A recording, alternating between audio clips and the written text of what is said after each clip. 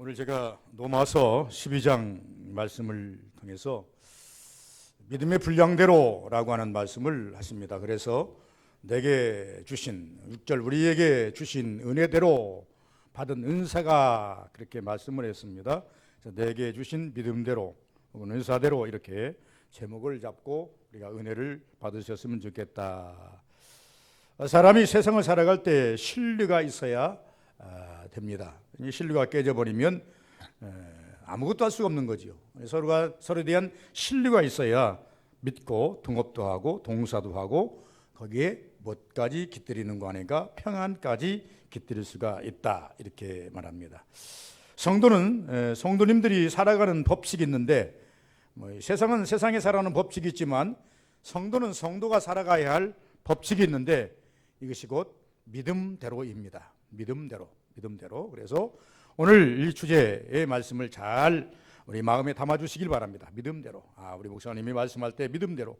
믿음이 무엇이냐라고 하는 것을 추적해 가볼 터인데 우리는 다양한 믿음의 사람들을 보면서 믿음이라는 것은 다양합니다. 척도가 다르다 그 말입니다.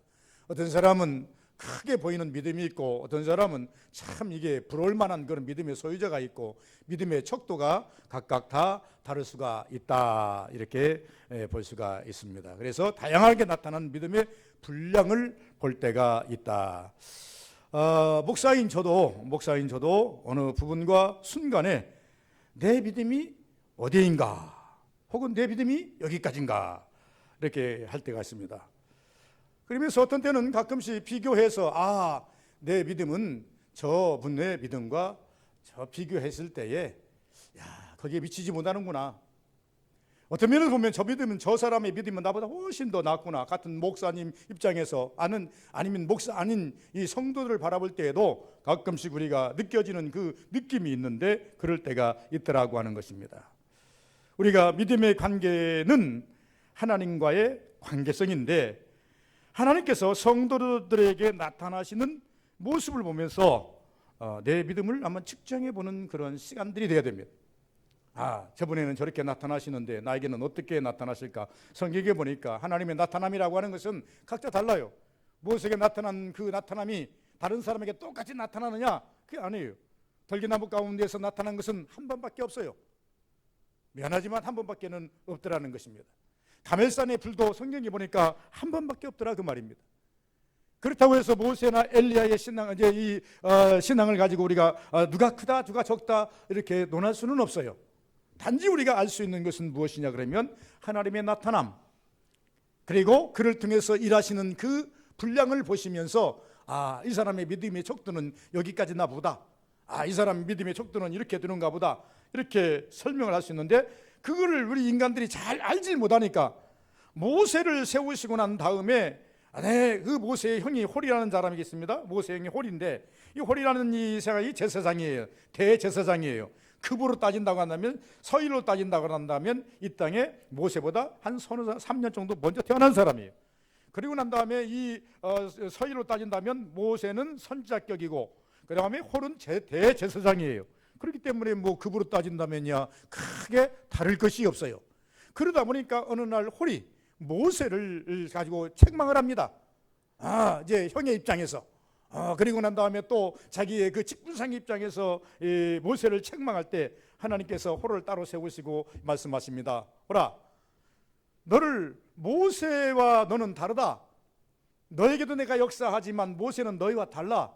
그는 나를 대면하여 보는 자고 네 믿음의 척도보다 훨씬 더 높은 자다. 그러니 모세의 말을 따라야 옳다. 그래서 책망해 주시는 그런 모습을 우리가 볼 수가 있었습니다. 그래서 이것을 믿음의 척도라. 그래서 이런 측면에서 제가 볼 때에 같은 목사님들 목회하면서 비교를 해봅니다. 저분은 나보다 믿음의 척도가 좀 높은가 보다. 성도님들 보면서 저분의 믿음의 척도는 꽤나 올라가셨구나. 그렇게 말한다. 더 나가서 히브리서 11장 오늘 본문 3절과 히브리서 11장 보니까 분량이라는 말이 나옵니다. 분량대로 주셨다. 은혜로 마땅히 하나님께서 아무렇게나 막 주는 것이 아니라 그 사람에 따라서 척도에 따라서 분량대로 주셨다. 그러므로 말미암아 히브리서 11장에는 뭐라고 말합니까? 믿음이 없이는 하나님을 기쁘시게 하지 못한다. 믿음이 없이는 하나님의 기쁘시게 할 수가 없다. 돈 가지고 하나님께 기쁘게 할 수가 없다는 겁니다. 여러분들이 앞에서 나와서 재롱잔치 한다고 해서 하나님이 기뻐하는 것 아니라 그 말입니다. 오직 하나님이 기뻐하시는 것은 믿음이 있어야 된다는 거예요. 믿음이 있어야 된다는 거예요. 그가 살아계신 것과 우리가 동행하시는 것과 상 주시는 것과 모든 것을 패키지로 묶어가지고 우리가 생각할 수 있는 넉넉한 마음을 가져야 돼요. 단적으로 어떤 부분만 가지고 부각시켜가지고 하나님은 이렇게 하시는 분이야 이렇게 아니고, 하나님은 여러 가지, 우리가 하나님 앞에서 우리가 신앙생활을 하면서 하나님은 여러 각도에서 패키지로 묶어서 이렇게 되는구나 이렇게 보셔야 된다 그 말입니다. 그래서 우리가 얼마나 믿음을 소유했냐에 따라서 분량대로 우리가 일하기도 하지만 하나님께서 믿음의 소유에 따라서 우리가 함께 일하게도 하신다. 그리고 그 일을 통해서 우리가 하나님을 기쁘게 한다. 이렇게 믿음을 가지고 논하면 되겠다. 그러나 우리가 반드시 아셔야 할 것은, 우리가 느끼든 느끼지 못하든 하나님 반드시, 여러분 적은 믿음이라도, 여러분 적은 믿음이든 큰 믿음이든 믿음의 사람을 붙잡고 쓰시는 것을 보면서, 그러면서 하나님께서 우리에게 종용하시는 것이 뭐냐면, 내가 너한테 더 많은 것을 주고 싶은데, 너한테 많은 일을 맡기고 싶은데 네 믿음이 분량이 적으니 네 믿음을 키우라는 겁니다. 그래서 이 성경을 읽으면서 생각해봐. 믿음은 그냥 어느 정점에 가면 딱 갇히는 것이 아니라, 어느 가지 멈추는 것이 아니라 믿음은 성장이구나. 여러분, 천국 가는 그날까지 여러분은 믿음을 성장시켜야 됩니다. 성장시켜야 돼요. 내가 이만큼 믿었으니, 이만큼 기도했으니, 이만큼 내가 열심히 믿었으니, 이만큼 헌금했으니, 이만큼 봉사했으니 정체성의 신앙을 가지면 안 돼요. 그래서 하나님께 가는 그날까지 우리는 믿음을 성장시켜야 할 필요가 있다. 우리가 반드시 말씀드리고 싶은 것은 뭐냐 그러면, 우리가 복받는 일이나 이적이나 기적이나 모든 일에 있어서 하나님께서는 믿음의 분량대로 일하시기 때문이다라고 하는 것을 볼 수가 있습니다. 마태복음 25장에 보면 달란트 비유가 나옵니다. 5달란트, 2달란트, 1달란트. 다 하나님이 주신 거예요. 1달란트도 하나님이 주신 것이고, 2달란트도 하나님이 주신 것이고, 5달란트도 하나님이 주신 것인데, 여기서 우리는 믿음대로의 신앙을 배워야 됩니다. 믿음대로의 신앙. 사명을 알고 열심히 일을 했더니 뭐라고 그랬어요? 5달란트는 더 주셔. 칭찬도 주시고 5달란트는 더 주셔. 열심히 했더니 2달란트 받은 자에게도 칭찬을 해주시고 2달란트를 더 주셔. 분량이 늘어났다 그 말입니다. 지난번에는 내가 5달란트를 가지고 열심히 일했더니 하나님께서 칭찬도 해주시고 5달란트는 더 주시면 또 그냥 더 일하라고 그러니까 이제 10달란트를 가지고 일하게 됐어요. 2달란트 가진 자는 열심히 했더니 칭찬도 주시고 2달란트를 더 주셔서 4달란트를 가지고 일하게 됐어요. 믿음이 분량이 커졌다 그 말입니다. 누구에게? 믿음 있는 자에게, 그리고 열심히 하는 자에게 하나님께서 믿음을 키워주시더라는 겁니다. 그러나 1달란트 받은 자, 하나님 것이라고 그랬습니다. 지 것이 아니에요. 그런데 이가 게을렀어요. 그랬더니 하나님께서 어떻게 합니까? 믿음을 분량을 키워주는 것이 아니라 있는 것을 뺏어버려요. 그래서 제로가 되어버려요. 제로가 되는 거예요. 아예 원래로 돌아가 버리는 거예요. 제로라고 하는 말은 무슨 말이냐면 원래로 돌아가 버리는 거예요. 우리가 신앙생활을 하면 가만히 보면요, 신앙이 막 성장하는 분이 계신가 하면 어느 정점을 올라갔다가 다시 미끄러져 가지고 원래 제로로 가버리는 신앙들이 꽤나 많습니다. 이 제로로 간 신앙에 있어서 건질 것이 무엇입니까? 책망이에요. 알파 플러스 해서 이 믿음을 키운 신앙들에게는 칭찬도 주시고 하나님께서 분량을 늘려주셨지만은, 그러나 1달란트 게을러서 그 사명을 감당치 못한 자에게는 믿음을 제로로 만들어버리고 거기다가 무엇까지 오느냐 그러면 책망까지 따르게 되는 것을 우리가 봐야 된다. 여러분 그냥 듣지 마시고 이런 것을 잘 보셔야 돼요. 내가 책망받을 믿음인가? 내가 책망받을 믿음이면 나는 믿음이 제로다. 내가 하나님께 칭찬받는 믿음인가? 업그레이드되고 있고 지금 내가 분량이 커지고 있구나. 여러분 감사하고 기뻐해야 돼요. 그럼 믿음대로 안 돼. 그럼 첫째, 믿음대로 일하려거든. 믿음대로 일하려거든. 믿음의 대상과 함께 일하라는 것입니다. 무식한 우리 기독교의 신앙은 믿음대로 이 믿음이야. 믿음에 반드시 10으로 11장 보니까 믿음은 대상이 있다는 겁니다. 그래, 믿음의 대상이 누굽니까? 하나님 아닙니까? 그래서 믿음대로 일하시려거든 하나님을 소원해야 된다. 다시 말하면 바라고 의지하고 구해야 된다는. 여러분 믿음대로 하고 싶으십니까? 내가 믿음이 좀 있습니까? 이 믿음 있는 분량을 가지고 하나님께 바라고, 하나님을 바라고, 하나님을 의지하고, 하나님을 구하고, 하나님의 소원이 있어야 된다. 번째는 하나님에 대한 일에 대한 소원이 있어야 된다. 다시 말씀드리면 일을 보고 피하지 말고 사명을 회피하지 말라는 것입니다. 일을 보고 피하지 아니하고 사명을 회피하지 아니하면 그를 통해서 마태복음 25장의 그 말씀처럼 믿음이 커진다는 겁니다. 그리고 하나님이 그 일을 행하신다는 것입니다. 더 나아가서 믿음대로 일을 하려거든 반드시 하나님이 역사함을 믿어야 됩니다. 하나님이 역사해 주실 것을 믿어야 됩니다. 믿음의 역사는 내 역사가 아닙니다. 하나님의 역사입니다. 내 의지 역사가 아니라 하나님이 나의 믿음을 보시고 내 기도를 들으시며 나의 갈 길을 정하시고 나를 사용하시사 하나님이 나를 통해서 영광 받으시려고 하는 것이 하나님의 목적이랍니다. 그러므로 하나님의 역사함을 반드시 믿어야 된다. 조금 더 우리가 깊이 논한다고 한다면 분명한 목표가 있어야 된다 그 말입니다. 내 안에 소원이 있어야 되고 누가 역사하는지를 분명히 알아야 하고 마태복음 20장 23절에 보면 소경이 나옵니다. 그 예를 한번 들어보면 소경이 눈이 감겨져서 길을 모릅니다. 왁작을 하는 소리가 그 앞을 귓전에 들립니다. 그래서 소경이 물습니다. 이게 무슨 소린가? 많은 사람들이 말합니다. 예수가 이 앞에 지나가시기 때문에 그 사람을 따라가는 소리다. 이 말을 들은 소경이 예수를 부르지 않습니까? 소경의 기도입니다. 그걸 기도라고 말합니다. 다윗의 자손이여 나를 불쌍히 여기소서.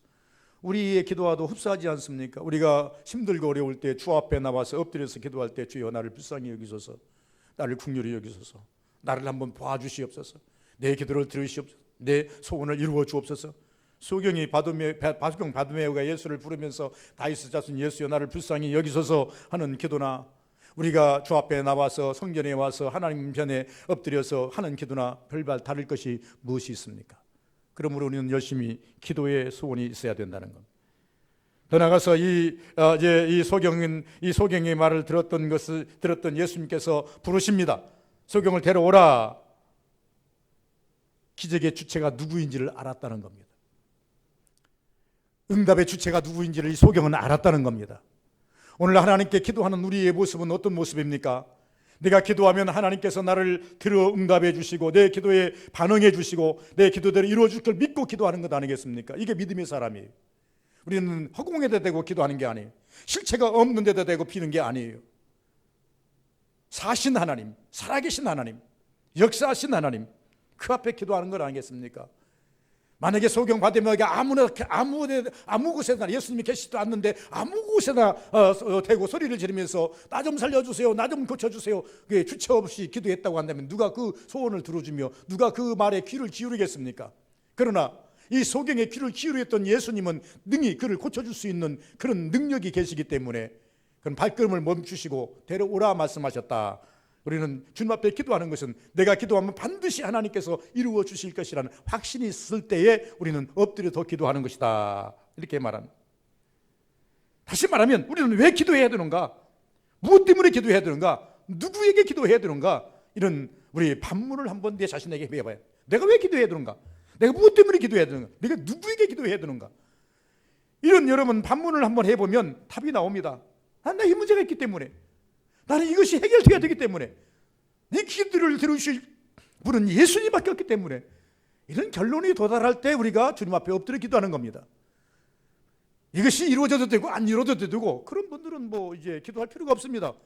이루어져도 뭐 큰 변화가 없을 것이고 안 이루어져도 큰 변화가 없을 터이니 이런 것은 있을 필요가 없지 않겠습니까? 그러나 이 소경의 기도를 들어보면 분명히 자기가 눈을 따야만 되지 않겠습니까? 그래서 그래서 무엇을 원하느냐? 주님 물어보잖아요. 무엇을 원하느냐? 네가 왜 기도한 이유가 뭐냐? 나한테 그렇게 불러서 내 발걸음을 세운 이유가 뭐냐? 라고 물을 때 주여 내가 보기를 원하나이다. 분명한 목적이 있지 않습니까?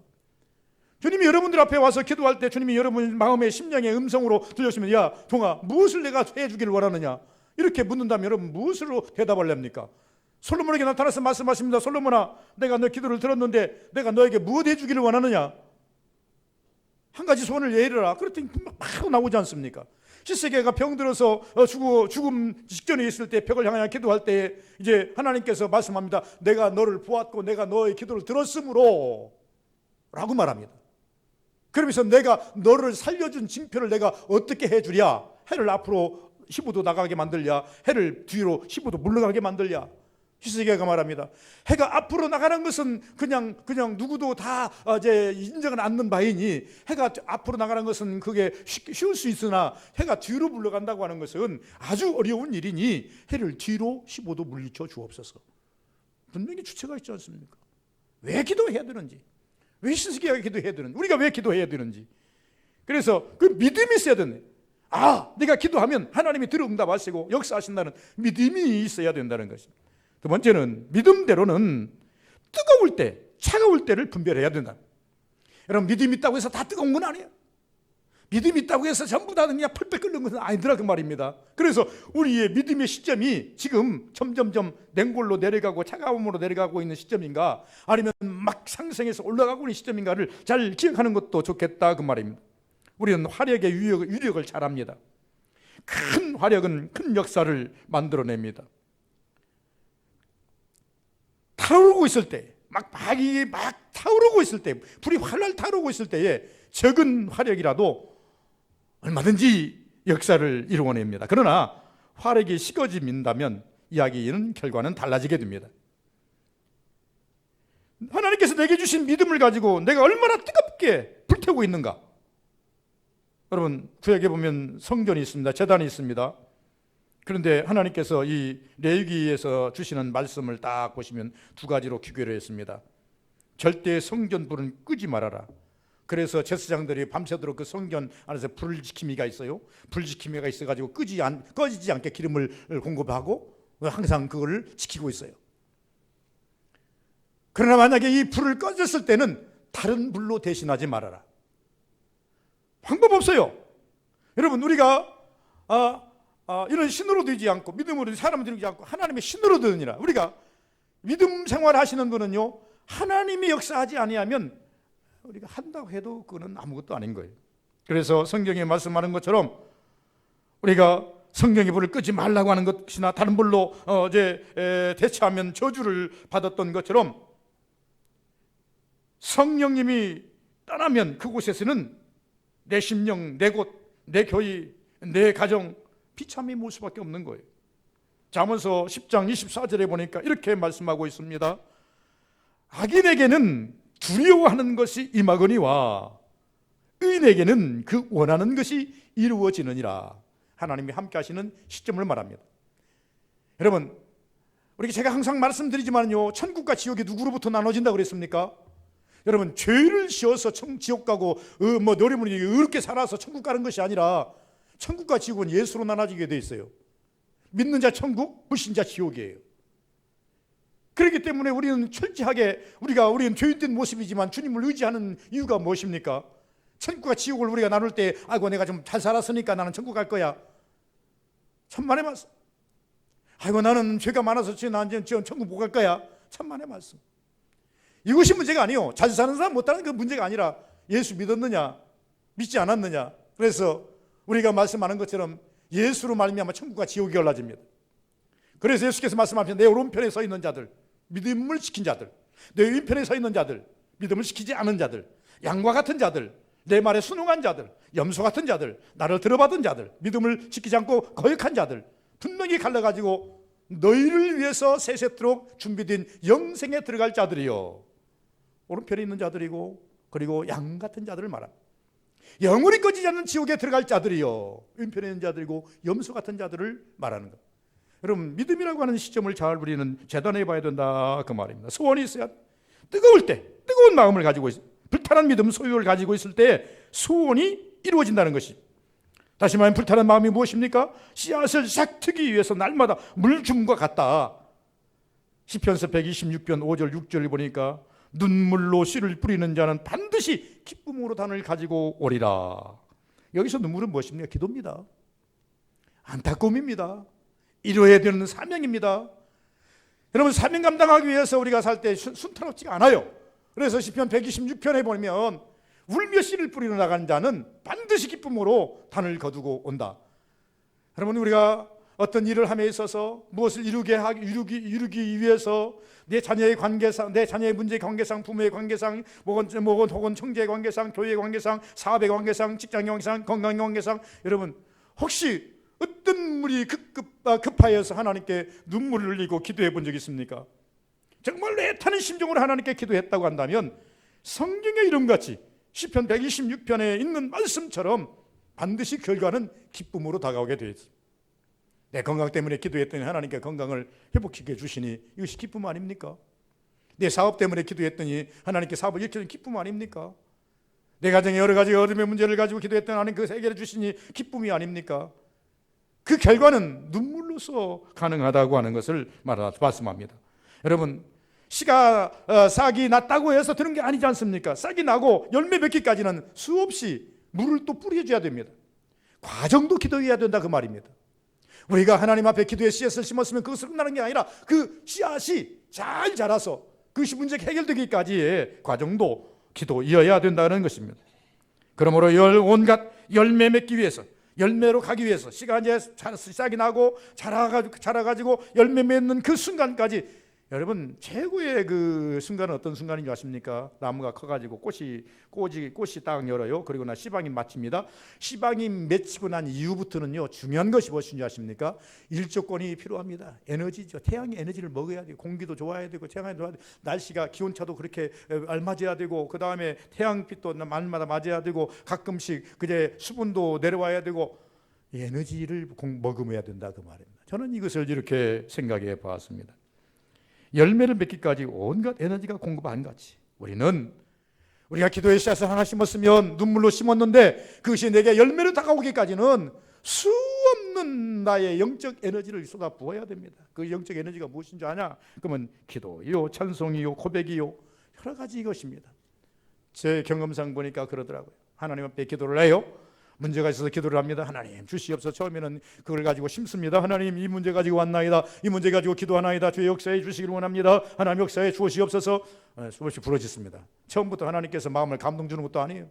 처음부터 내 마음을 확 열어주셔가지고 기도하게 하는 것도 아니에요. 어떤 때는 기도가 맥혀버리기도 하고, 기도를 잃어버리기도 하고, 기도가 하다 보면 힘들어서 그냥 일어서기도 하고 그렇습니다. 그러나 계속적으로 기도하다 보면 어느 순간에 우리 마음에 뭘 주시는, 마음의 확신을 주셔요. 마음의 평안을 주십니다. 하나님께서 내 기도 들으셨나 보다. 그런데 현실은 어떻게 합니까? 아무것도 내 앞에 나타난 게 없어. 그럼 이때부터 우리가 주시할 것이 있어요. 이때부터 주시할 것이 제 경험상으로 보면요, 주여 믿습니다. 하나님 내 기도 들어 역사할 줄 믿습니다. 내가 기도할 때 평안한 마음을 주신 것처럼 하나님 평안의 열매 딸 줄 믿습니다. 내가 기도할 때 확신의 열매를 주신 것처럼, 확신의 마음을 주신 것처럼 확신의 열매를 딸 줄 믿습니다. 여러분 그 열매가 내게 오기까지요, 수없는 에너지를 갖다가 쏟아 부어야 됩니다. 쏟아 부어야 돼요. 시방이 맺히는 씨앗은요, 햇빛도 많이 머금어야 돼요. 시간이 가야 돼요. 물도 줘야 돼요. 공기도 줘야 돼요. 온갖 에너지가 다 공급받았을 때에 가을에 따는 열매는요, 최상의 열매가 나와요. 우리가 애써 하나님의 그 열매를 따기 위해서 믿음의 소원이 있어서 불타는 믿음을 가지고 하나님께 기도했다고 한다면, 온갖 에너지를 다 쏟아 부으면 어떤 문제에 있어서 반드시 역사. 그래서 어떤 사람들은 철야를 하고, 어떤 사람은 금식을 하고, 어떤 사람은 작정 기도를 하고, 작정 기도를 못하면 하나님께 다니면서 주저리 하나님을 바라보면서 주여 믿습니다라고 고백해서 얻어내는 거예요. 우리 서부교인도 이런 일에 여러분 특화된 성도가 됐으면 좋겠어요. 못 이룰 것도 없어요. 두려울 것도 없어요.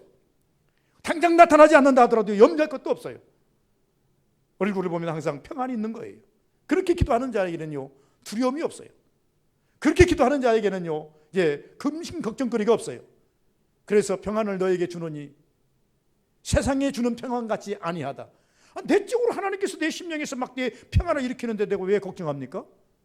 막 그렇게 기도했더니, 그렇게 고백했더니 하나님께서 그래 네 고백대로 줄 거야, 네 고백대로 이루어줄 것이야 하고 마음을 막 하나님께서 내 마음을 불을 일으키는데, 그런 일으키는 받는 자가 왜 걱정하고 눈물지할 필요가 있습니까? 도리어 하나님께 영광을 돌리는 것이 답이 아니겠는가 생각합니다. 세 번째, 믿음대로의 신앙은 확신의 신앙으로 가자는 것입니다. 히브리서 11장 여러 사람이 나옵니다만 노아, 에녹, 아브라함, 사라 등 이들은 보지 못한 것과 볼 수 없는 것들을 보는 것처럼, 듣지 못한 것을 들은 것처럼 이렇게 살았다고 말합니다. 아직 나타나지 않았지만은 나타날 것처럼 하나님에 대한 확신의 신앙을 가지고 살았다라고 말합니다. 그랬더니 이들은 하나님이 살아계신다. 이들의 신앙은 어떤 신앙입니까? 가서 이 히브리서 11장의 말씀과 11장의 말씀에 건너뛰어서 이제 창세기부터 시작해서 이들이 살아왔던 이 행적을 더듬어 보았더니 네 가지로 제가 반드시 이게 규결을 할 수가 있어요. 그들의 신앙은 다른 거 없습니다. 어떤 믿음입니까? 확신인데 하나님이 살아계신다. 살아계신 주 나의 참된 소망. 여러분 이 고백 많이 하셔야 돼요. 살아계신 주. 이 찬송을 볼 때마다요, 하나님이 살아서 내 배후에, 앞뒤에, 좌우에 계시는 것을 느끼면서 얼마나 뿌듯한지 몰라요. 고백이 나를 살리더라고. 찬양의 고백을 하시든 기도의 고백을 하시든 입술의 고백을 하시든 하나님이 살아계심과 하나님이 나와 함께 하심과 역사하심을 계속 하나님 앞에 어필해야 돼요. 잠잠하면 안 돼요. 항상 말씀드리지 않습니까? 하나님이 우리에게 입을 주신 것은 세상에 욕을 하라고 주신 것도 아니고 사기치는 데 쓰라고 준 것도 아니고, 여러분 우리가 있어서 세상적인 그런 것을 주라고 한 게 아니라 입을 주신 것은 하나님과 영광 돌리고 대화하라고 주신 거예요. 그러면 제가 말씀드리지 않습니까? 하나님께서 우리에게 주신 모든 것은 하나님 것이 다 깃들어져 있다. 11조, 물질의 11조만이 아니에요. 시간의 11조도 있다고 그랬습니다. 삶의 11조도 있다고 그랬습니다. 언어의 11조도 있다고 그랬습니다. 다 있어요. 그걸 가리켜서 뭐라 그래요? 하나님의 것이에요. 마땅히 하나님께 영광 돌려야 해서 영광 돌리지 않으면 하나님께 떼먹은 거예요. 하나님께 고백할 시간을 고백하지 않으면 하나님께 떼먹은 거예요. 그러므로 우리는 어떻게 해야 됩니까? 내게 주신 은혜를 하나님께 영광부터 돌리고 그 다음에 내 삶을 살아도 무방하다. 그래서 확신이 히브리서 11장에 있는 노아, 에녹, 아브라함, 사라 등 이 여러 사람이 있는데 이 사람들이 가지고 있던 믿음은 무엇이냐? 확신이 뭐냐면 하나님은 살아계신다. 두 번째는 하나님 분명히 역사하신다. 세 번째는 나에게도 역사하신다. 그리고 나를 통해서 반드시 영광을 받으신다. 여러분 이 신앙, 이 고백만 가지고도 여러분 신앙생활 충분히 할 수 있습니다. 확신으로 갈 수 있습니다. 힘 있는 신앙으로 갈 수 있습니다. 여러 고백이 있지만은 하나님이 살아계신다. 제일 들으시기 좋은 고백이에요. 베드로가 말하지 않습니까? 주는 그리스도시요 살아계신 하나님의 아들이니이다. 주는 그리스도시요 살아계신 하나님의 아들이니이다. 바요나 시몬아 내가 복이 있도다. 복이 있도다. 야, 그 고백 아무나 못 듣는데 고백이 있도다. 하나님이 기뻐하시고 있고 나도 기쁘다. 살아계신 주 고백을 잘 하셔야 돼요. 그 다음에 분명히 역사하신다는 거예요. 성공의 소원이 있어도 성공의 확신이 없다고 한다면 병 낫는 소원이 있는데 병이 낫질 않아요. 사업의 성공의 소원이 있는데 성공이 안 돼요. 그러나 우리가 믿음이 있으시다고 한다면 확신부터 가져야 됩니다. 하나님이 이것을 원하신다는 겁니다. 그래, 너에게 그런 소원이 있느냐? 내가 그것을 들어 응답하리라. 확실하게 주시는 것입니다. 네 번째 마지막, 믿음대로는 말씀대로의 신앙입니다. 말씀대로의 신앙. 다시 히브리서 10장 보면 에녹 하나님과 동행했다. 말씀대로 동행하지 않습니까? 자의대로 동행한 게 아니에요. 노아 경고를 받아 방주를 지었다. 그 방주를 지 마음대로 진 게 아니에요. 하나님께서 주신 설계도로 지었어요. 아벨 하나님께 제사를 드렸는데 죽었다. 그러나 다시 셋으로 살아났다. 하나님이 원하는 방법대로 말씀대로 보니까 그때는 율법은 없었지만은 구약의 제사 레위기를 보니까 아벨은 미리 영성이 뛰어난 사람인지라 하나님이 원하는 제사를 드리셨어요. 말씀대로 살았다는 것입니다. 아브라함은 부르심에 순종했다. 갈 바를 알지 못했지만은 어디가 정치할지도 몰랐지만은 그러나 그 말씀대로 살아갔더니 믿음의 조상이 됐다. 성경은 이것을 우리에게 자꾸 어필하고 있습니다. 그러므로 실상으로 보니까 믿음대로 살았더니 말씀대로 살았더니 이들에게 어떤 역사가 일어납니까? 에녹은 죽지 않고 천국으로 직행해버렸어요. 노아는 방주를 지어서 자기가 가지고 구원을 받게 되었어요. 아브라함은 100세에 늦었지만은 100세에 자기 소원을 이루었어요. 아벨은 죽었으나 셋으로 다시 부활했다고 성경은 이렇게 말하고 있습니다. 다시 말씀드리면 하나님께서 누구를 통해서 일하기를 원하십니까? 믿음 있는 자. 그 믿음 있는 것을 끝나는 것이 아니라 그 믿음을 가지고 하나님께 영광을 돌리려고 하는 자, 그를 통해서 일을 해 주십니다. 그런데 제가 보니까요, 하나님께서는요, 우리에게 믿음 있는 자에게 많은 것을 부어주십니다. 믿음 있는 자에게 몽땅 부어주시고 난 다음에 뭔만 요구하십니까? 11조만 요구하십니다. 나머지는 네가 갖고 살아. 너 욕봤어, 수고했어. 내가 너한테 보너스 줄 테니까 나머지는 너 갖고 살아. 이렇게 하나님께서 은혜를 주시는 것이 이 방편이더라 그 말입니다. 그러므로 우리가 여러분 과연 오늘 이 본문의 말씀대로 내게 주신 믿음대로 여러분의 믿음이 어느 것입니까? 두 가지로 결론을 집시다. 믿음은 업그레이드 시키는 것이고 찾고 키우는 것이다. 어디를 바라보라? 마태복음 25장을 바라보라. 그러면 2달란트 받은 사람과 5달란트 받은 사람은 칭찬도 받았지만 믿음이 10배로 그 다음에 4배로 늘어나더라. 그러나 이 믿음을 소홀히 여기고 자기의 그 믿음을 분량을 이제 시켜버린 이 1달란트 받은 사람은 제로로 만들어 버렸고 저주가 따르더라. 더 나아가서 마태복음 25장에 보시면 양과 염소가 있는데 하나님이 원하시는 자들이 누구냐? 믿음 있는 자들, 말씀대로 산 자들, 이런 자들은 하나님이 반드시 손을 들어주신다. 손을 들어주신다. 그리고 히브리서 11장의 말씀처럼 믿음대로 산 자들이 왜 믿음대로 살아야 되는가를 잘 고백하는데 이들은 그 믿음이 어떤 믿음이었는가? 하나님이 살아계신다. 하나님은 반드시 역사하신다. 하나님은 나에게도 역사하신다. 그리고 나를 통해서 하나님께 영광을 받으신다. 여러분, 개인의 확신으로 가야 됩니다. 공동체의 확신도 필요하지만 신앙은 개인의 확신으로 가야 됩니다. 내 믿음으로 가야 됩니다. 내 믿음으로 먼저 가고 그 믿음을 통해서 어떻게 이루어진다? 히브리서 11장의 결과인 것처럼 하나님께서 그 결과를 좋게 허락하심으로 말미암아 더 큰 영광을 돌릴 수 있다고 하는 것입니다. 그 귀감이 되어야 된다는 것입니다. 그래서 믿음을 한번 측정해 보시기 바랍니다. 내 믿음은 얼마만큼인가? 이 믿음 가지고 무엇을 할 것인가라고 고민하지 마시고 이 믿음 가지고 믿음을 키워야 되겠다라고 하는 그런 열심 있는 우리 성도들 다 되시기를 주의 이름으로 축원을 드립니다. 거룩하신 아버지 감사합니다. 복되기를 원하고 은혜 되기를 원하고